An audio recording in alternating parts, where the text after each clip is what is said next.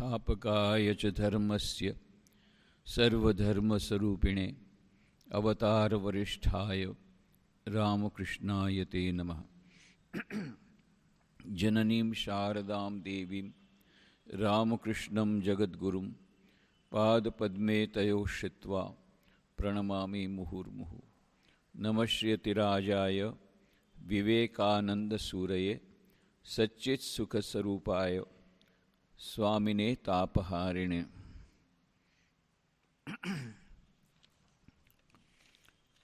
આજે શ્રી રામકૃષ્ણ દેવના ભક્તો માટે થ્રાઇસ બ્લેસડ ડે. કેવી રીતે? 11 તો છે જ. ફરી આજે પૂજ્ય સ્વામી શિવાનંદજી મહારાજ રામકૃષ્ણ દેવના પાર્ષદ, એમની આજે જન્મતિથિ છે, જેઓ સમસ્ત રામકૃષ્ણ મઠ અને મિશનના બીજા પરમાધ્યક્ષ હતા. અને એક અદ્ભુત સંયોગ આ વખતે થયો છે કે રામકૃષ્ણ મઠ મિશનના 15મા પરમાધ્યક્ષ રંગનાથરાયજી મહારાજનો આજે જન્મદિવસ, પણ અંગ્રેજી કેલેન્ડર પ્રમાણે, અને જન્મતિથિ મહાપુરુષ મહારાજની, સ્વામી શિવાનંદજી મહારાજની, એ આપણી દેશી તિથિ પ્રમાણે, એ તિથિ પ્રમાણે, તારીખ પ્રમાણેની જે હોય તે. પણ આજનો દિવસે આપણે પૂજ્ય સ્વામી શિવાનંદજી મહારાજના વિશેની થોડી વાતો કરીશું. આજે સવારે આપણે હવન કર્યો હતો, વિશેષ પ્રસાદ પણ મળતો. તો ઘણા લોકોને આશ્ચર્ય થાય છે કે ભાઈ, બીજા જન્મતિથિઓમાં રામકૃષ્ણ દેવના તો 16 સંન્યાસી શિષ્યો છે, એમાં સ્વામી વિવેકાનંદ જન્મતિથિમાં તો આપણે સરસ પ્રસાદ વગેરે હોય છે. હમણાં 10મી તારીખે આવશે, 10મી જાન્યુઆરીએ, તો સવારના મંગલ આરતી થશે, ને પછી વિશેષ પૂજા થશે, ને ભજન થશે, ને હવન થશે, ને પછી ભોગ થશે, ભોગ આરતી થશે, સરસ પ્રસાદ મળશે.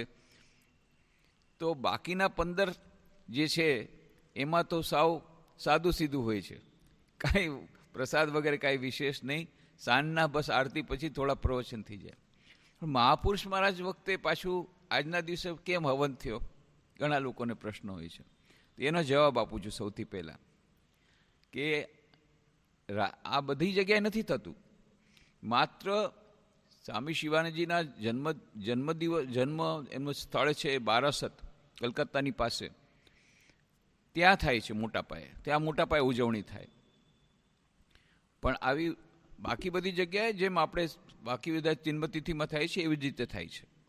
તો આપણે ત્યાં થોડુંક વિશેષ એટલા માટે કે અહીંયા ગુજરાતમાં એક ભક્ત હતા, ત્રિવેણીબહેન મકવાણા.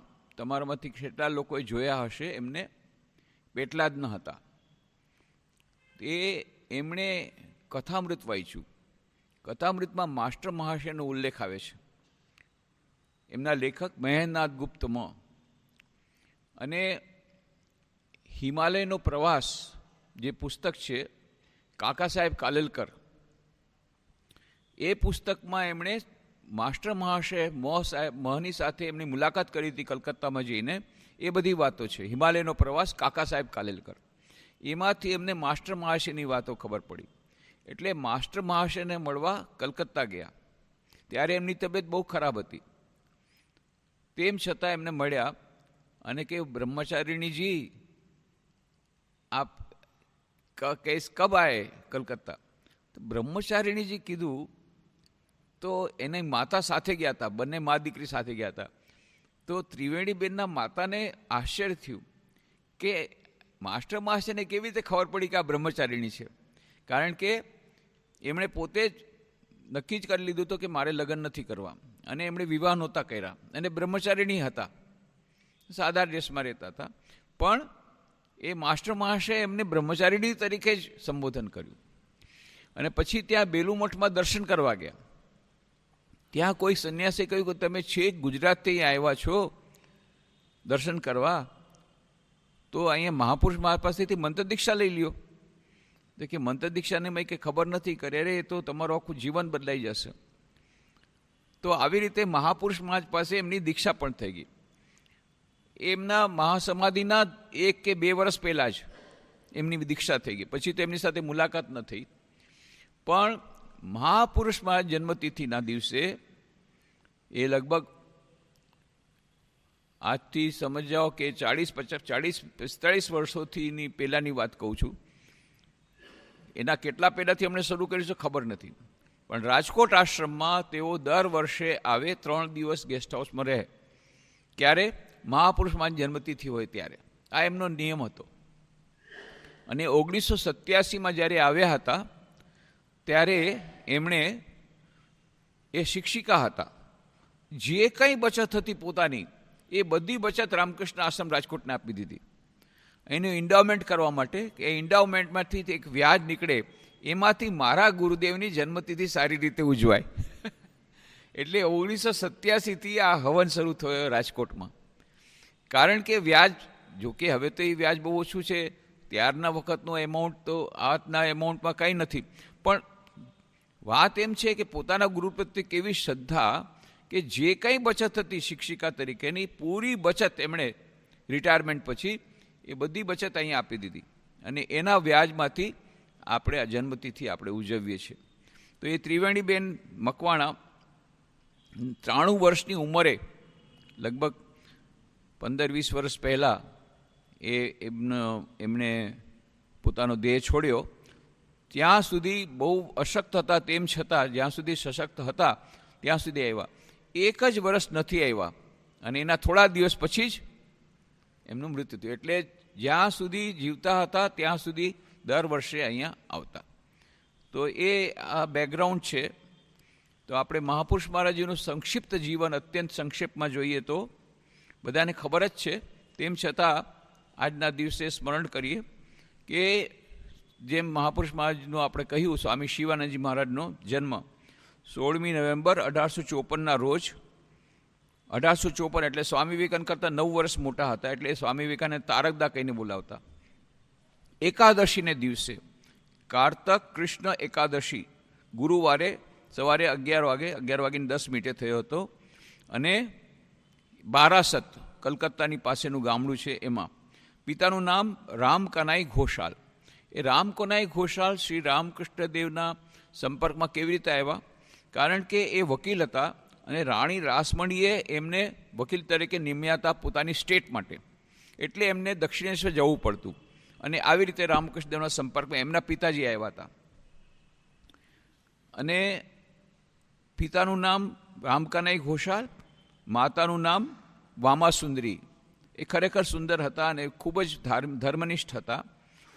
તો એમણે તારકેશ્વર મહાદેવ, તારકેશ્વર તમે બધા ગયા હશો, જે લોકો કામરપુર જરામટી જાય તો એ બેલુમઠ અને કામરપુર જરામટી જતી વખતે રસ્તામાં આવે, એ તારકેશ્વર મહાદેવના મંદિરમાં 1 વર્ષ સુધી એમણે પ્રાર્થના, ઉપવાસ વગેરે ખૂબ બધા તપસ્યા કરી અને ખૂબ પ્રાર્થના કરી કે એમને સુપુત્ર થાય.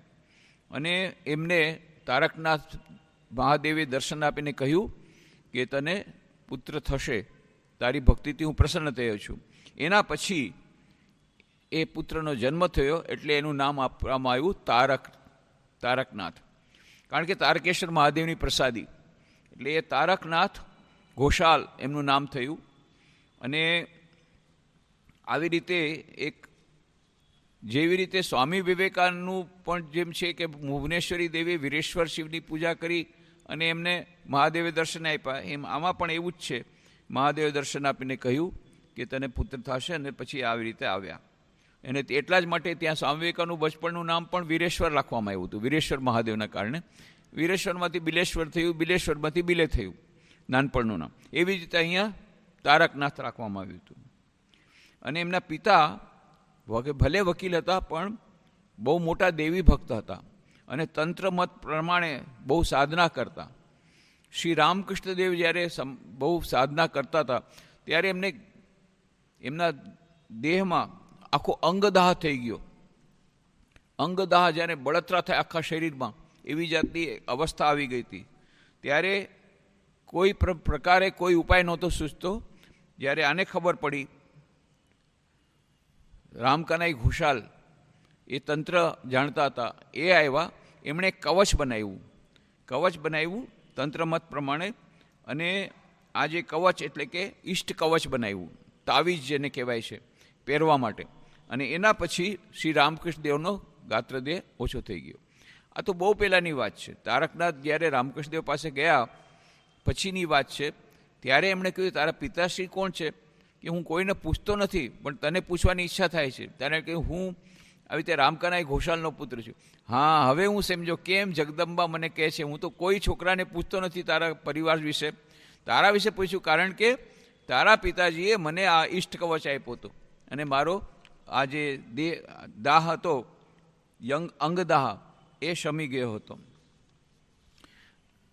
9 વર્ષની ઉંમરે એમણે પોતાની માતાને ગુમાવી દીધા, અને 14 વર્ષની ઉંમરે મોટી બહેનનું અવસાન થયું, અને બીજી જે બહેન હતી એ બાળ વિધવા થઈને પાછી આવી. આવી રીતે એક પછી એક ઘણા બધા મૃત્યુ એમણે નાનપણમાં જ જોયા. એને કારણે પહેલેથી જ એમનામાં વૈરાગ્યની ભાવના આવી ગઈ હતી. થોડા વખત સુધી એમણે ગાઝિયાબાદમાં નોકરી કરી. પછી પિતાશ્રીએ બહુ આગ્રહ કર્યો એટલે એમને વિવાહ કરવો પડે. એમને વિવાહ કરવાની જરા ઈચ્છા નહોતી. નાનપણથી જ એમને બહુ જ ધર્મપ્રવર હતા, અને કલાકો સુધી ધ્યાનમાં બેસી રહેતા. સમાધિની એમને બહુ જ ઈચ્છા થતી કે સમાધિ અવસ્થામાં જાઉં. અને નાનપણથી આવી રીતે ધર્મપ્રાયણ હોવાથી, વૈરાગ્ય પ્રવણ હોવાથી વિવાહની કોઈ ઈચ્છા નહોતી. પણ એમાં એમના પિતાજીના કહેવાથી એમને વિવાહ કરવા પડ્યા. એનું કારણ છે કે એમની એક નાની બેન હતી, એનું નામ નિર્દા. તો જ્યારે એમની 9 વર્ષની ઉંમર હતી ત્યારે માતાજી ગુજરી ગયા, એમના માતાજી. ત્યારે આની ઉંમર બહુ જ નાની હતી, નિર્દાની. તો નિર્દાને એને સંભાળવી એ જ એમનું મુખ્ય કામ હતું ત્યારે. તો નિર્દાને, એમની નાની બહેનને એવી રીતે એમણે એટલો બધો લાડ કર્યો હતો, અને નાની બહેન સાથે એટલો બધો પ્રેમ હતો. હવે એવું થયું કે નિર્દાની સાથે જેના લગ્ન થશે એણે શરત મૂકી કે મારી દીકરી છે એના વિનિમયમાં મારો દીકરો આપું. ત્યારના વખતમાં આવું બધું થતું, વિનિમય, એક્સચેન્જ, કે તમારે જે દીકરી છે એને મારો દીકરો આપું, પણ મારી દીકરીને તમારો દીકરો જોઈએ, એટલે તમારો દીકરો મને આપવો પડે. હવે આમાં મૂંઝાઈ ગયા તારકનાથ કે આ તો મારે લગ્ન કરવા નથી, પણ મારી બેનને તકલીફ થશે એમ સમજીને એમણે લગ્ન કર્યા. પણ લગ્ન કર્યા છતાં પણ લગ્ન ન કરવા જેવું જ હતું. કોઈ દિવસ એમણે સાથ ન માંડ્યો. પછી 1880માં જ્યારે તેઓ રામચંદ્ર દત્તને પાડોશમાં રહેતા હતા, ત્યારે શ્રી રામકૃષ્ણ સાથે એમની પહેલી મુલાકાત થઈ. એ રામબાબુને ત્યાં આવ્યા હતા, અને એમણે સમાધિ પોતે જોઈ. જે સમાધિની વાત એ સાંભળતા હતા કે સમાધિ અવસ્થા ઉચ્ચ અવસ્થા છે, જ્યારે જોઈ ત્યારથી પછી એમને શ્રી રામકૃષ્ણદેવમાં શ્રદ્ધા બેઠી.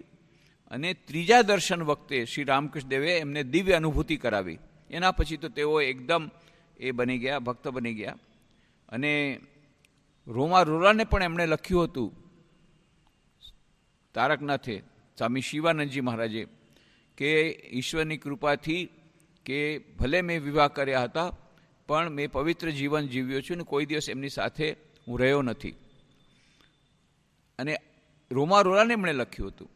અને સ્વામી વિવેકાનંદ એકવાર કહેતા હતા કે શ્રી રામકૃષ્ણ દેવ જ એક જ પૃથ્વી પર એવા છે જેમણે વિવાહ કર્યા હોય અને તેમ છતાં એમણે પવિત્ર જીવન જીવ્યા હોય. ત્યારે મહાપુરુષ મહારાજે કીધું નમ્રતાપૂર્વક કે પ્રભુની કૃપાથી મારું પણ એવું થયું છે. મેં પણ વિવાહ કર્યા હતા, પણ પવિત્ર જીવન મેં જાળવી રાખ્યું છે. સ્વામી વિવેકાનંદ કે શું વાત કરો છો તારકદા, શું વાત કરો છો? અને તારકદા કહીને બોલાવતા, કારણ 9 વર્ષ એમનાથી મોટા હતા. તારકદા શું વાત કરો છો?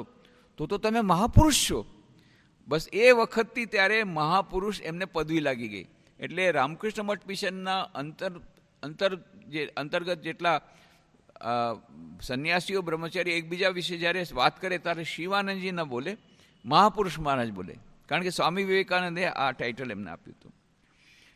પછી 1886 સુધીમાં તો એટલા બધા શ્રી રામકૃષ્ણને સંપર્કમાં આવ્યા કે ત્યાં જ રહેવા લાગ્યા રાતના, અને સંસારમાંથી મન ઉઠી ગયું. એમણે પોતાની પત્નીને પણ કહી દીધું કે હવે હું જે થોડોક વચમાં આવતો તો ઘરમાં હું નહીં આવી શકું, મારું મન એકદમ બદલાઈ ગયું છે.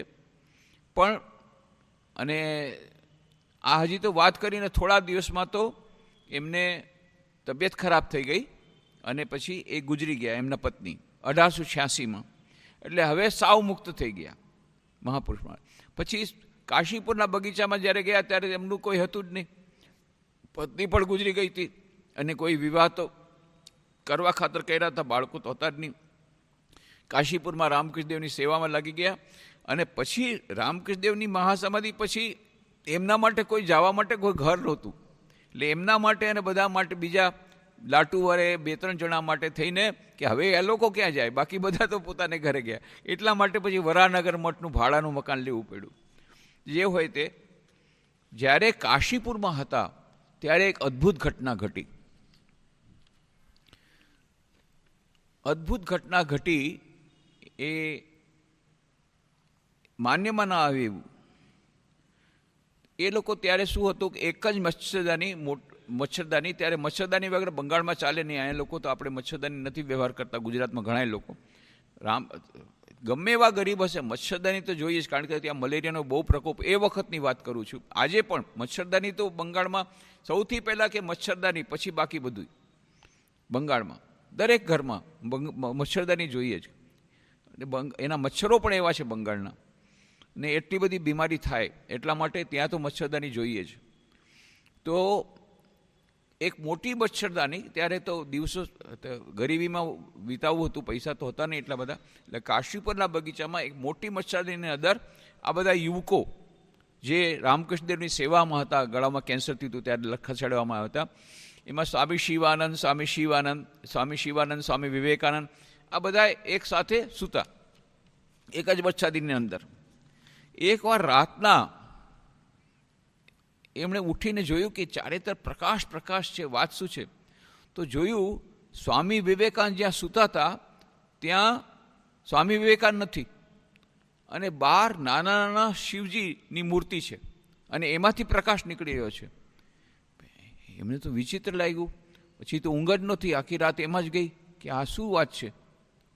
વળી પાછા સવારના ઉઠીને જોયું તો સ્વામી વિવેકાનંદ સૂતા છે. પછી બીજે દિવસે સવારે સ્વામી વિવેકાનંદે વાત કરી કે ભાઈ મને આવું તરશે, એટલે સ્વામીજી હસવા માંડી ગયા, કંઈ બોલ્યા નહીં, ઉડાડી દીધું હસવામાં, ભ્રમ થઈ ગયો. પૂજ્ય વીરેશ્વરાનંદજી મહારાજ, રામકૃષ્ણ મઠ મિશનના 10મા પરમાધ્યક્ષ, એ એકવાર અમારી સાથે વાતો કરતા હતા. વાતો કરતાં કરતાં એમણે સંસ્મરણો વાગોડ્યા મહાપુરુષ મહારાજના, કે ત્યારે મહાપુરુષ મહારાજ સ્વામી શિવાનંદજી બધાનો નાસ્તો થઈ જાય સવારે, નાસ્તા પછી તેઓ બેસતા અને બધા એમને પ્રણામ કરવા આવતા. ત્યારે થોડીક વારમાં બેસતા અને થોડો સત્સંગ થતો સાધુ બ્રહ્મચારીઓ સાથે. તો એ વખત આવી રીતે બેઠા હતા. વીરેશ્વરાનંદ મહારાજ ત્યારે બ્રહ્મચારી હતા, તો એ પણ બેઠા હતા. પછી એમણે કીધું કે જાઓ ને મંદિરમાંથી સ્તવ કવચમાળા લઈ આવો. એટલે વીરેશ્વરાનંદજી મહારાજ, પ્રભુ મહારાજ ગયા અને સ્તવ કવચમાળા એક પુસ્તક છે એ લઈને આવ્યા. અને પછી એમણે મહાપુરુષ મહારાજે કીધું આમાંથી તમે વીરેશ્વર સ્તોત્ર વાંચો. તો વીરેશ્વર સ્તોત્ર વાંચીને એમ સંભળાવવામાં આવ્યો મહાપુરુષ મહારાજને. મહાપુરુષ મહારાજ એકદમ બરાબર બરાબર બરાબર બરાબર બરાબર બરાબર, હા ઠીક ઠીક ઠીક. આ લોકો કંઈ સમજ્યા નહીં શું કહે છે. પછી એમણે આ બધી વાત કરી કે હું જ્યારે અમે લોકો કાશીપુરમાં હતા ત્યારે એક રાતના મેં જોયું હતું કે આવી રીતે પ્રકાશ થઈ રહ્યો છે ને સ્વામી વિવેકાનંદને બદલે 12 નાના નાના શિવલિંગ, પણ એ જે શિવલિંગ હતા અને આ વીરેશ્વર શિવ સ્તોત્ર, બંનેનું વર્ણન બિલકુલ ઠીક, ભલે ઠીક આવા જ મેં જોયા હતા, ઠીક આવા જ જોયા હતા. એટલે ત્યાં એમને મળી ગયું, એમને એનો પુરાવો મળી ગયો. પછી એકવાર જ્યારે કાશીમાં ત્યારે બોધગયામાં ગયા હતા. બોધગયામાં જે બોધિવૃક્ષ નીચે ભગવાન બુદ્ધને એ બોધિ પ્રાપ્ત થઈ હતી એની નીચે બેઠા હતા અને એ ગુડા ધ્યાનમાં વયા ગયા સ્વામી વિવેકાનંદ. અને ત્યારે અચાનક એમને કંઈક એવો ભાવાવેશ થયો અને રડવા માંડી ગયા અને તારકદાને એમણે જકડી લીધા. પછી પાછળ તેમણે કહ્યું હતું કે ત્યારે એમને એવું થયું કે આ બધું તો છે પણ ભગવાન બુદ્ધ ક્યાં છે. ભગવાન બુદ્ધનો વિરહ સહન ન કરવાથી એમણે તારકદાને બાહુપાશમાં લઈ લીધા. અને તારકદા એટલે કે સ્વામી શિવાનંદજી એ ભગવાન બુદ્ધમાં બહુ માનતા અને ભગવાન બુદ્ધની ઉપદેશ પણ પાલન કરતા અને ભગવાન બુદ્ધ સાથે એમનું જાણે કે કોઈ ઊંડાણનું કનેક્શન પણ હતું. તો જે કંઈ હોય એ ત્યાં આવી રીતે સ્વામી વિવેકાનંદે સ્વામી શિવાનંદજીમાં ભગવાન બુદ્ધને જે એવું પણ કોઈ કહે છે. તો જે કંઈ હોય એ લોકો પછી બોધગયાથી પાછા આવ્યા અને પછી જ્યારે વરાનગરમાં માસ્ટર મહાશય લખે છે, વરાનગરમાં જ્યારે મઠ થયો ત્યારે શિવરાત્રિના દિવસે આવ્યા ત્યારે શિવાનંદજી મહારાજ એકદમ શિવજીનો એમનો જાણે કે આરોપ થઈ ગયો એમના ઉપર અને તાથૈયા તાથૈયા નાચે ભોલા, સ્વામી વિવેકાનંદે પોતે એ ગીત લખ્યું હતું એના ઉપર નૃત્ય કરવા માંડી ગયા. પછી ક્યારેક ક્યારેક એવો બાકી બધા ગુરુભાઈઓને પણ હસાવતા. ખાવાનું તો ઠેકાણું નહોતું, ચોખા સાથે ક્યારેક મીઠું પણ નહોતું મળતું, પણ તેમ છતાં આનંદમાં રહેતા અને પોતાના ગુરુભાઈઓને હંમેશા આનંદ રાખતા. ક્યારેક ક્યારેક આનંદમાં રાખે ગુજરાતીની શૈલીમાં ભાષણ દેતા અને બધાને હસાવતા. ગુજરાતીની શૈલીમાં ભાષણ આપતા. હવે એ ગુજરાતીની શૈલી એટલે શું ખબર નથી, પણ ગુજરાતીની શૈલી ભાષણ દઈને બધાને હસાવતા. પછી સ્વામી વિવેકાનંદે કહ્યું કે જ્યારે બનારસ ગયા હતા ત્યારે કાશીના રાજા એમણે કીધું કે તમે અહીં આશ્રમ શરૂ કરો, એના માટે એમણે 500 રૂપિયા આપ્યા હતા. એટલે સ્વામી વિવેકાનંદે કહ્યું કે તો આપણે જ્યારે રૂપિયા આપણે લઈ લીધા છે તો આપણે આશ્રમ શરૂ કરવો. પણ સ્વામી બ્રહ્માનંદજી જવા માટે તૈયાર ન થયા. ત્યારે સ્વામી શિવાનંદજી કે ઠીક છે, તમારી ઈચ્છા છે હું જઈશ. એ ગયા.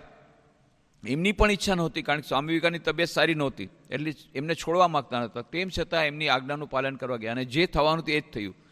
4 જુલાઈ 1902ના રોજ કાશી સેવાશ્રમનો પ્રારંભ થયો. તે દિવસે રાતના એમને ફક્ત સ્વામી વિવેકાનંદ જ દેખાતા હતા. બીજે દિવસે તાર આવ્યો કે એ જ વખતે સ્વામી વિવેકાનંદનું મહાસમાધિ થઈ. અને પહેલી વાર પછી જ્યારે રામકૃષ્ણ દેવનો ફોટો જ્યારે મૂક્યો એમણે એની સાથે સ્વામી વિવેકાનંદનો ફોટો મૂક્યો. એટલે સ્વામી વિવેકાનંદની મહાસમાધિના 2 દિવસની અંદર જ એમના ફોટાની પૂજા શરૂ થઈ ગઈ બનારસથી અને એ સ્વામી શિવાનંદજી કરાવી મહાપુરુષ મહારાજે. પછી જ્યારે તેઓ બેલુર મઠમાં રહેતા હતા એમણે વચમાં તો કેટલી બધી તીર્થયાત્રાઓ કરી, એની બધી વાતો આપણે કરીશું તો લાંબુ થઈ જશે. એટલે ટૂંકમાં કહીએ તો બહુ જ ઘણી બધી યાત્રાઓ કરી હતી, તપસ્યા કરી હતી. અલમોડામાં જઈને એમાં આશ્રમ શરૂ કરવાની પણ બધું કર્યું હતું. 1910માં જ્યારે તેઓ બેલુર મઠમાં હતા ત્યારની વાત છે. વાઇસરાયના પત્ની લેડી મિન્ટો એમને બતાવતા હતા, બેલુર મઠ બતાવતા હતા. અને લેડી મિન્ટોએ કહ્યું કે આ જે બેલુર મઠ અને રામકૃષ્ણ મિશનની સ્થાપના મેં સાંભળ્યું છે કે સ્વામી વિવેકાનંદે કરી છે. તો માસ્ટરમાં છે કે નહીં, આની સ્થાપના શ્રી રામકૃષ્ણ પોતે કરી છે. એ જ્યારે મહાસમાધિ એમની થઈ કાશીપુરમાં એની પહેલાં જ એમણે બધા યુવકોને ભેગા કરી અને એમને કહ્યું હતું કે આ સ્વામી વિવેકાનંદ તમારા લીડર થશે અને સંઘબદ્ધ રહેવાની એમણે વાત કરી હતી. અને એક રીતે જોઈએ તો રામકૃષ્ણ મિશનની સ્થાપના સ્વામી વિવેકાનંદ નહીં શ્રી રામકૃષ્ણે કરી હતી એમ મહાપુરુષ મહારાજે એમને સમજાવ્યું. અને બીજી પણ એમણે વાત કરી, બહુ જ અમૂલ્ય વાત, કે આ વખતે શ્રી રામકૃષ્ણ આવ્યા છે, સમસ્ત વિશ્વની બ્રહ્મકુંડલીને જાગૃત કરી દીધી છે એમણે. એટલે સમસ્ત વિશ્વનું કલ્યાણ થશે એ વાત એમણે કરી હતી. 1921માં ત્યારે સ્વામી બ્રહ્માનંદજી હતા પ્રેસિડેન્ટ, એ હજી પ્રેસિડેન્ટ નહોતા બન્યા, પણ એ જ બધી દેખરેખ કરતા હતા. કારણ કે બ્રહ્માનંદજી મહારાજ મોટે ભાગે ભુવનેશ્વર અથવા કાશીમાં રહેતા હતા. તો 1921માં જ્યારે મહાત્મા ગાંધી આવ્યા, એમની સાથે કસ્તુરબા પણ હતા અને બીજા પણ મોતીલાલ નહેરુ પણ હતા, બીજા પણ હતા. એ બધા આવ્યા હતા. તે દિવસે સ્વામીજીની જન્મતિથિ હતી. જન્મદિવસ નહીં, 12મી જાન્યુઆરીની જન્મતિથિ હતી, 30મી જાન્યુઆરી 1921. તો ત્યારે મહાપુરુષ મહારાજે એમને બધું બતાવ્યું, જે રામકૃષ્ણ દેવના ક્યાં કપડાં પહેરતા હતા, ક્યાં હતા, એમના કપડાં સાચવીને રાખવામાં આવે છે, બધું જે છે બધું બતાવ્યું. સ્વામી વિવેકાનંદનો ઓરડો બતાવ્યો, સ્વામી વિવેકાનંદના ઓરડામાં જે બધી વસ્તુ રાખેલી છે બધું બતાવ્યું કે આ સ્વામીજી વ્યવહાર કરતા હતા. એ બધું જોઈને ગાંધીજી બહુ જ ખુશ થયા હતા. અને પછી ઘણા લોકોએ કહ્યું કે ગાંધીજી ભાષણ આપો, ત્યારે ગાંધીજી એમ જ કહ્યું કે હું આ મહાન સ્થળ પર ભાષણ દેવા નથી આવ્યો, હું તો આવ્યો છું સ્વામી વિવેકાનંદને પોતાની શ્રદ્ધાંજલિ દેવા માટે. પછી એમણે કહ્યું કે અહીંયા જેટલા યુવકો છે એને એટલું જ કહીશ, જ્યારે તમે આ મહાન સ્થળ પર આવ્યા છો તો ખાલી હાથે પાછા ફરશો નહીં. અહીંયાની કે અખૂટ પ્રેરણા પોતાના હૃદયમાં લઈને જાજો. અને પછી એમણે કહ્યું સ્વામી વિવેકાનંદના ગ્રંથોનું વાંચન ખાસ કરજો. મેં પોતે સ્વામી વિવેકાનંદના ગ્રંથોનો ઝીણવટપૂર્વક અભ્યાસ કર્યો છે, અધ્યયન કર્યું છે, અને સ્વામી વિવેકાનંદના પુસ્તકો વાંચ્યા બાદ મારામાં જે દેશભક્તિ હતી એ 1000 ગણી વધી ગઈ. એ ગાંધીજી કહ્યું હતું. એ વખતે મહાપુરુષ મહારાજ સ્વામી શિવાનંદજીએ જ એમને બધું બતાવ્યું હતું અને એમની સાથે ઘણી બધી વાતો કરી હતી સ્વામી વિવેકાનંદ વિશે. એવું પણ થયું હતું કે એના પછી ઘણા લોકોએ કહ્યું કે ગાંધીજી આટલું મહાન કામ કરી રહ્યા છે, નોન કોઓપરેશન મૂવમેન્ટ, અસહયોગ આંદોલન, તો રામકૃષ્ણ મિશન કેમ આગળ આવતું નથી? ત્યારે સ્વામી શિવાનંદ મહારાજે કહ્યું કે સ્વામી વિવેકાનંદ આ સંસ્થાને કરી ગયા છે એ આધ્યાત્મિક સંસ્થા રહેશે, એ કોઈ પણ જાતના રાજનૈતિક આંદોલનમાં ભાગ નહીં લે, પણ એ મનુષ્યને તૈયાર કરશે. અને એટલા માટે સ્વામી વિવેકાનંદના વિચારોને પગલે અમે કરીએ છીએ. એના એટલા જ માટે એમણે કહ્યું કે નિવેદિતાને એટલા જ માટે મેમ્બરશિપ છોડવી પડી હતી રામકૃષ્ણ મિશનની. એટલા બધા રામકૃષ્ણ વિવેકાનંદ ધારા ભાવધારાને વરેલા હતા, તેમ છતાં એમને આ મેમ્બરશિપ છોડવી પડી. એનું એકમાત્ર કારણ તેઓ એક્ટિવ પોલિટિક્સમાં જોઈન કરવા માગતા હતા. તો સ્વામી શિવાનંદજી મહારાજની આ મહાનતા છે કે એમણે કે હું વ્યક્તિગત રીતે ગાંધીજીનું ખૂબ સન્માન કરું છું, અને ગાંધીજીના ત્યાગની અને ગાંધીજીએ જે વિચારોને એની અને એમને જે આવી રીતે પરિવર્તન લાવ્યું છું એમનું પણ હું પ્રશંસક છું.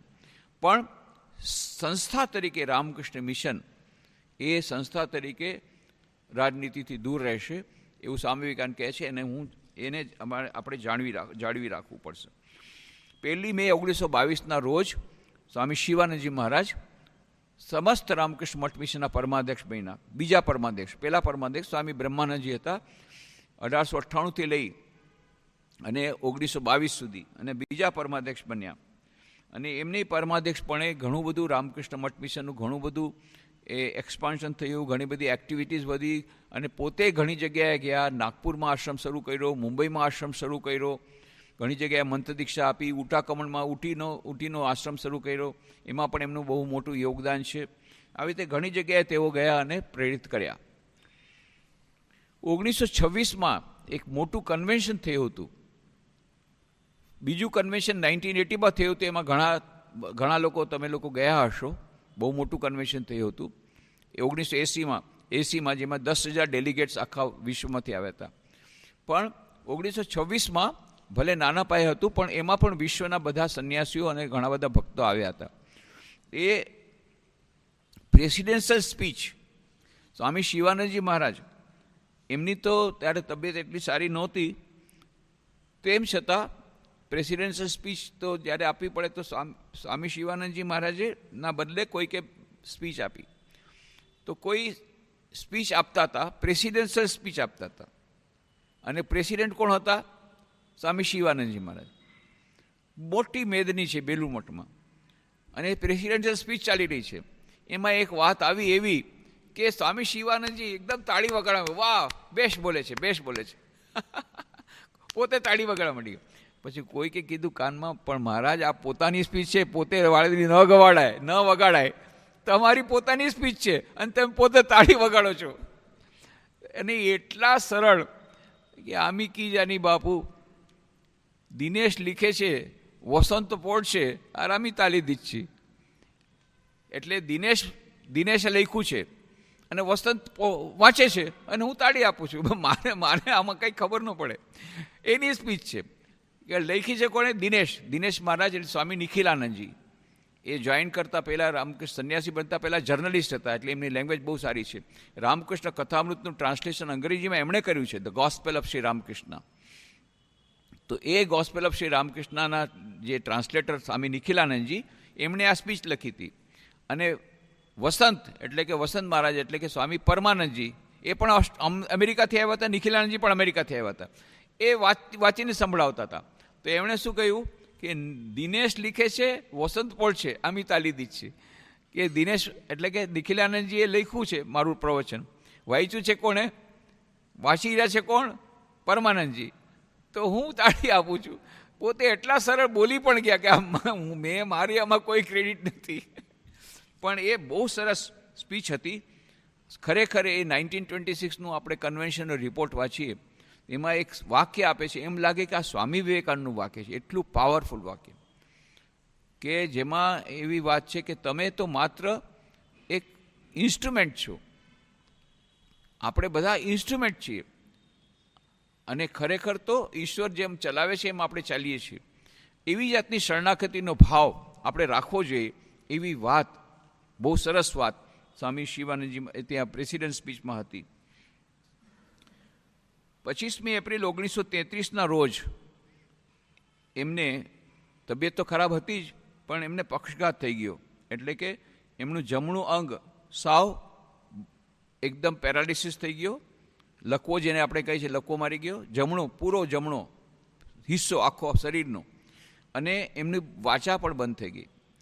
ઘણા વખત પહેલાં મેં બનારસમાં કીધું હતું કે મારી જીભ પણ કોઈ કાપી નાખશે તો પણ હું મારું જપ કરવાનું બંધ નહીં કરું, મારું રામકૃષ્ણનો જપ ચાલુ રહેશે. અને ખરેખર એવી અવસ્થા આવી કે એમની જીભ બંધ થઈ ગઈ. 1 વર્ષ સુધી બોલી નહોતા શક્યા. અને જમણો પણ તેમ છતાં તેઓ પૂછતા, કેમ છો? બોલે આનંદમાં છું. પણ સાંભળ્યું કે તમને તો આવી રીતે આ લકવો થઈ ગયો, પેરાલિસિસ થઈ ગયું. ઓ, આ શરીરની વાત કરો છો? અરે શરીર બહુ ખરાબ છે. તમે કેમ છે કે હું આનંદમાં છું. એવી અવસ્થામાં એટલી શારીરિકની આટલી ખરાબ તકલીફમાં પણ તેઓ હંમેશા સચ્ચિદાનંદમય રહેતા. એ એક અદ્ભુત વાત. અને 20 ફેબ્રુઆરીના રોજ 1934ના રોજ એમણે પછી મહાસમાધિ લીધી. અને એમનો જે ઉપદેશ છે, ખાસ કરીને 2 જ ઉપદેશ, પ્રાર્થના કરો, મંત્ર જાપ કરો, પ્રાર્થના કરો, મંત્ર જાપ કરો, એની જ વાત કરતા.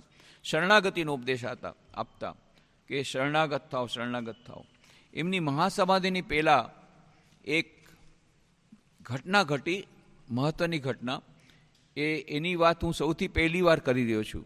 આની પહેલાં મેં નથી કરી. એક પુસ્તક હાથમાં આવ્યું છે. પુસ્તકનું નામ છે Kamala Nehru an intimate biography by Promila Kalhan. તો એમાં લખ્યું છે કે એ જે કમલા નહેરુ, એમનું એ પંડિત જવાહરલાલ નહેરુના પત્ની હતા, બધા જાણે જ છે, જે આપણા ભારતના પ્રથમ પ્રધાનમંત્રીના પત્ની હતા. પણ એ જે કુટુંબમાંથી આવતા હતા, સંસ્કારી કુટુંબ, અત્યંત ધાર્મિક કુટુંબ અને સાદું સીધું કુટુંબ. અને આ લોકો હતા બધા, કહી શકાય કે થોડા વેસ્ટર્નાઇઝ. પંડિત જવાહરલાલ નહેરુને એ લોકોનું ફેમિલી જરા વધારે પડતું ફોરવર્ડ હતું એ વખતના જમાનાની પ્રમાણે. પણ એટલે ત્યાં એમને સેટ પોતાને કરવામાં થોડી તકલીફ પડી કમલા નહેરુને.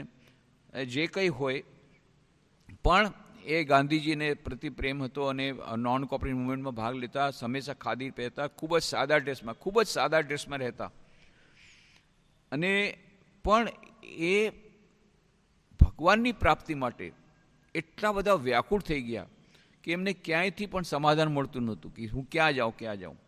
છેવટે જ્યારે કલકત્તા આવ્યા હતા તો એમણે બેલુમઠનું નામ સાંભળ્યું હતું. બેલુમઠમાં આવ્યા. બેલુમઠમાં એમને પરમ શાંતિ મળી. એટલે એમણે સાંભળ્યું કે મહાપુરુષ મહારાજ સ્વામી શિવાનંદજી મહારાજ એમને મળવા માટે ત્યાં ગયા. ત્યારે ભરત મહારાજ, એમના વિશે તમે જાણ્યું હશે, ભરત મહારાજ પાછળથી રામકૃષ્ણ મિશન બેલુમઠના મેનેજર હતા ઘણા વર્ષો સુધી. એ સ્વામી શિવાનંદજીની સાથે જ રહેતા, એના સેક્રેટરી તરીકે.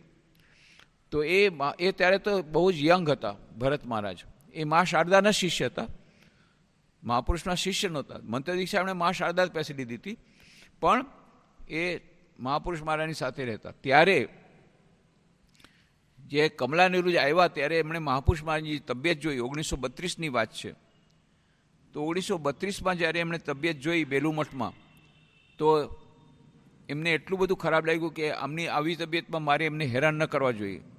એટલે એમણે પાછા વયા ગયા અને પછી એમણે પત્ર લખ્યો કે આવી રીતે હું આવી હતી તમને મળવા માટે, પણ તમારી તબિયત જોઈને પછી મારી હિંમત ન ચાલી કે હું તમારો સમય લઉં, અને મારી પાસે થોડીક આધ્યાત્મિક જિજ્ઞાસા હતી, એ મારે તમારે કેવી હતી, પણ હું આવી રીતે ન કરી શકી. એટલે ભરત મહારાજે એ લેટર આપ્યો મહાપુરુષ મહારાજે. મહાપુરુષ મહારાજે સંદેશો મોકલાવ્યો. એ ભરત મહારાજ એટલે કે સ્વામી અભયાનંદજી મહારાજે એમને મોકલાવ્યો કે નહીં, બિલકુલ સંકોચ નહીં કરો, તમે આવો અને જલ્દીથી આવો, કારણ કે આ શરીર અત્યારે કેટલું ટકશે કંઈ કહેવાય નહીં. તમારે જે પૂછવું હોય તમે પૂછો, અને આ તો આવી તબિયતમાં બાકી બધું કામ હું કરું જ છું પ્રેસિડેન્ટ તરીકે, તો આ કામ પણ કરીશ, તો આવો. ને પછી એ ગયા ને પછી એમને આ આધ્યાત્મિક જીવનમાં હજી આગળ વધવા માટે એમને ઉપાય બતાવવામાં આવ્યો, મંત્ર દીક્ષા.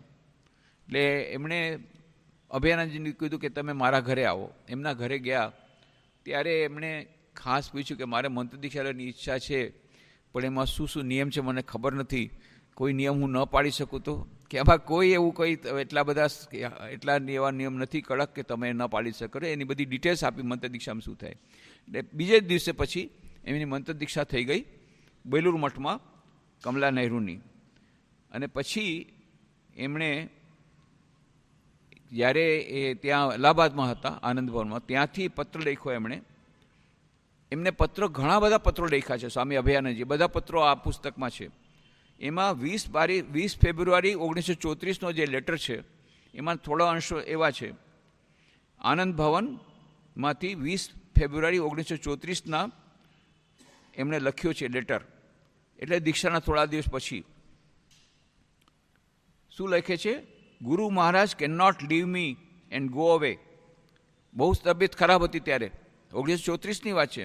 થોડાક દિવસમાં તો ગુજરી ગયા. મહાસમાધિ લઈ લીધી શિવાનંદજી મહારાજની. એની પહેલાંની વાત છે. જ્યારે એમને ખબર પડે અભયાનંદજી મહારાજ લેટરથી કે મહારાજની તબિયત બહુ ખરાબ છે, ત્યારે એમણે લેટર શું લખ્યો? Guru Maharaj can not leave me and go away, he should see me through and then go. તો એમણે કીધું કે ના, મને છોડીને ગુરુ મહારાજને જવું ન જોઈએ, આવી રીતે ન જઈ શકે એ, અને મને પાર કરાવીને, મારો બેડ પાર કરાવીને પણ એમણે જવું જોઈએ. He should see me through and then go. He can not leave a daughter fatherless. એ કેવી રીતે પોતાની દીકરીને પિતા વિહીન કરી શકે, એવું એમણે વાત કરી. I pray to God that he should spare my Guru Maharaj for the country's sake and for mines we have need of yet. એમણે કહ્યું કે હું ભગવાનને ખૂબ પ્રાર્થના કરું છું કે મારા ગુરુદેવને બચાવી દઈએ, કારણ કે આપણા દેશને એમની જરૂર છે, મને પણ એમની જરૂર છે. પણ જો કે એના પછી તો એમને થઈ ગયું, એમને મહાસમાધિ લીધી. પછી એમણે એ મહારાજ કહે છે, એમણે પોતાના સંસ્મરણો કહ્યું છે સ્વામી અભયાનંદજી, કે જ્યારે કલકત્તા આવતા ત્યારે દરરોજ બેલુમઠ આવતા ને 1-2 કલાક જૂનું મંદિર છે એમાં એ ધ્યાનમાં મગ્ન રહેતા. અને પછી પંડિત જવાહરલાલ નહેરુએ એમને ઘણા લેટર લખ્યા હતા સ્વામી અભયાનંદજીને. એમાંનો એક લેટર જે છેલ્લો હતો લેટર જવાહરલાલ નહેરુએ એમના કમલા નહેરુ વિશેનો, 26મી ફેબ્રુઆરી 1936 સ્વિટ્ઝરલેન્ડથી. બધાને ખબર છે કે એમને ટીબી થઈ ગયું હતું, અને પછી છેલ્લા દિવસોમાં એમને યુરોપમાં લઈ ગયા હતા, અને પહેલાં જર્મની ગયા, અને પછી સ્વિટ્ઝરલેન્ડમાં લઈ ગયા એમને ટ્રીટમેન્ટ માટે, અને સ્વિટ્ઝરલેન્ડમાં જ એમણે પ્રાણ ગુમાવ્યો. એમનો જન્મ થયો હતો, ડેટ ઓફ બર્થ 1 ઓગસ્ટ 1899, અને 1916માં 17 વર્ષની ઉંમરમાં એમના લગ્ન થયા હતા. તો પંડિત જવાહરલાલ નહેરુએ એમના તબિયત વિશે સ્વામી અભયાનંદજીને વારંવાર, કમલા નહેરુ કહે છે, પોતે લખે છે કે તમારો પત્ર મળ્યો તો કમલા નહેરુની તબિયત એકદમ સારી થવા માંડી ગઈ, કારણ કે બેલુમઠથી પત્ર આવ્યો છે, એટલે રામકૃષ્ણદેવથી પત્ર આવ્યો છે, એટલે એમની તબિયત સારી થઈ ગઈ, એવું પહેલાં લેટર લખ્યો. અને છેલ્લો જે લેટર લખ્યો એમણે પંડિત જવાહરલાલ નહેરુએ 26 ફેબ્રુઆરી 1936ના સ્વિટ્ઝરલેન્ડથી, કે આવી રીતે તબિયત એમની ખરાબ છે અને મારે જવાનું હતું. બે દિવસ પછી એ મેં પોસ્ટપોન કર્યું છે. ડૉક્ટરે કહ્યું કે ના, અત્યારે તમે ભારત જવું, ઇન્ડિયા આવવાના તૈયાર થઈ ગયા હતા. અને સારું કર્યું, કારણ કે 2 દિવસ પછી જ એ કમલા નહેરુએ પોતાનો પ્રાણ ગુમાવ્યો. તો જે હોય તે, મહાપુરુષ મહારાજે આવી અવસ્થામાં પણ, જ્યારે છેલ્લે એટલી બધી ખરાબ અવસ્થાથી શારીરિક રીતે, છતાંય એ કેટલાય લોકો પર એમણે પોતાની કૃપા વરસાવી અને મંત્ર દીક્ષા આપી, આધ્યાત્મિક સંદેશ આપ્યો, આધ્યાત્મિક એમનું બધાની પ્રગતિ કરાવી. અદ્ભુત એમણે પોતાનું જીવન જેવું છે મહાપુરુષ મહારાજનું, એ જીવન વાંચવા જેવું છે. જીવન વાંચવું હોય તો એક તો ભક્ત માલિકા પ્રથમ ભાગમાં પણ તમને મળશે. બીજું કે એ મેન ઓફ ગોડ, એમાં આખું જીવન ચરિત્ર ઇંગ્લિશમાં છે. ત્રીજું સ્વામી ચેતનાનંદજીનું પુસ્તક છે ગોડ લીવ્ડ વિથ ધેમ, એમાં બધા 16 સંન્યાસી શિષ્યોની વાતો છે. એ અંગ્રેજીમાં જે પુસ્તક છે એમાં થોડાક વધારે ડિટેલ મળશે. એ મેન ઓફ ગોડમાં હજી વધારે ડિટેલ મળશે. એક નાનકડું પુસ્તક પણ ઘણું બધું સરસ પુસ્તક બહાર પડ્યું છે આપણે રામકૃષ્ણ આશ્રમ રાજકોટથી પ્રકાશ થયું તે ગુજરાતીમાં સ્વામી શિવાનંદજી વિશે. એટલું જ નહીં, બધા જેટલા સંન્યાસી શિષ્યો 16 સંન્યાસી શિષ્યો બધાને વિશે 16 પુસ્તકો પ્રકાશિત થયા છે. ને તાજેતરમાં આખો સેટ બનાવવામાં આવ્યો છે, 16 પુસ્તકોનો સેટ. એ હમણાં તમને મળશે, 50% વળતરમાં આપે છે. એ લેવાથી શું થશે, 16 સંન્યાસી શિષ્યોનું સરસથી આખું સમેકિત ઇન્ટિગ્રેટેડ જીવનચરિત્ર એ મળી જશે. પણ આ જીવનચરિત્રો વાંચવાથી આપણને શ્રી રામકૃષ્ણની વધારે ને વધારે મહિમાનું આપણને એની જાણકારી થાય છે કે શ્રી રામકૃષ્ણ કેવા અદ્ભુત માળી હતા, અદ્ભુત માળી. એમણે સરસ ગજરો બનાવ્યો, રામકૃષ્ણ સંઘરૂપી ગજરો, અને એકથી ચડિયાતા પુષ્પો. એમાં સૌથી મોટું પુષ્પ સ્વામી વિવેકાનંદનું, પણ બાકી બધા પુષ્પો પણ કેવા અદ્ભુત પુષ્પો. સ્વામી શિવાનંદ, સ્વામી બ્રહ્માનંદ, આ બધાએ પુષ્પો એવો ગજરો બનાવ્યો રામકૃષ્ણ સંઘરૂપી. તો આ બધાય આપણે ગજરો તો રામકૃષ્ણ સંઘરૂપી ગજરો એમાં તો આપણે દરરોજ આવીએ છીએ, રામકૃષ્ણ દેવને પણ આપણે નમન કરીએ છીએ. પણ આ જે અલગ અલગ જે બધાએ ગજરાના જે પુષ્પો છે એનું પણ અદ્ભુત એમનું એ પ્રદાન છે આ સંઘમાં, આ ગજરામાં, અને એમનું પોતાનું અભિનવ પ્રદાન છે. સ્વામી વિવેકાનંદ કહે છે આ બધા જેટલા ગુરુભાઈઓ એમના છે એ બધા એકથી ચડિયાતા છે, બધા એમાં પોતપોતાની એક વિશેષતા છે. અને એમના જીવન અને સંદેશ વિશે વાંચવાથી આપણને આધ્યાત્મિક જીવન તરફ આગળ વધવાની ખૂબ પ્રેરણા મળે છે. અને આ પણ વસ્તુ જુઓ કે એ ભરત મહારાજ સ્વામી અભયાનંદજીને આટલા બધા લેટર લખ્યા, એમને લખ્યા, જવાહરલાલ નહેરુ એમને લખ્યા, ઇન્દિરા ગાંધી પણ એમને લેટર લખ્યા હતા. ઇન્દિરા ગાંધી પ્રાઇમ મિનિસ્ટર પણ બની ગયા ત્યારે પણ એ ભરત મહારાજ પાસે જઈને ઘણીવાર જઈને બેસતા. અને એમનું ત્યારે તો નાની બાળિકા હતા જ્યારે મળ્યા, કારણ કે એવું હતું કે જ્યારે કમલા નહેરુ મહાપુરુષ પાસે જઈને અંદર વાત કરે તો આ બહાર બેઠી હોય તો એને ચૂપ રાખવાનું કામ ભરત મહારાજનું હતું, અભયાનંદજીનું. એટલે એમને બાળપણથી જ એમની સાથે એમની એ હતી.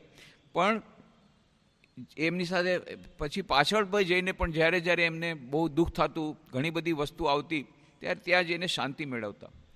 પણ આ મહાપુરુષ મહારાજની જે આધ્યાત્મિક શક્તિ કેવી રીતે કેટલા પ્રકારથી થઈ રહી છે એનો કોઈ હિસાબ નથી. સ્વામી વિવેકાનંદ તો થાય જ છે, બ્રહ્માનંદજીની થાય જ છે, સ્વામી શિવાનંદજીની પણ એ વખતે એમણે કેટલું બધું કામ કર્યું છે, કેટલું બધું એમનું પ્રદાન છે. પછી કાશીનું રામકૃષ્ણ અદ્વૈત આશ્રમ શરૂ કરવાનું હોય, કેટલા અલમોડાનો આશ્રમ શરૂ કરવાનો હોય, અને પોતે આધ્યાત્મિક રીતે એમણે જે કેટલા બધા એમાં આધ્યાત્મિક સંચાર કર્યો, એમના આધ્યાત્મિકતાનો કેટલા લોકોમાં અદ્ભુત પ્રદાન છે વિશ્વને સ્વામી શિવાનંદજી. અને એમના ઉપદેશમાં પણ આપણને ઘણી બધી અભિનવ વાતો મળે છે.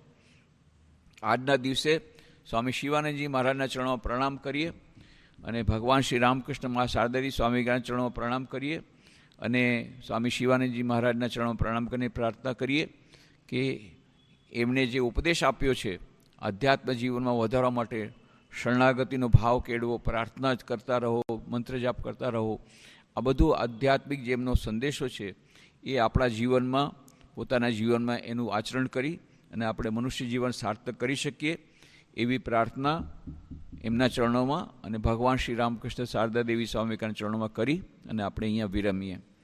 ઓમ શાંતિ શાંતિ શાંતિ. હરિ ઓમ તત્સત. શ્રી રામકૃષ્ણાર્પણમસ્તુ.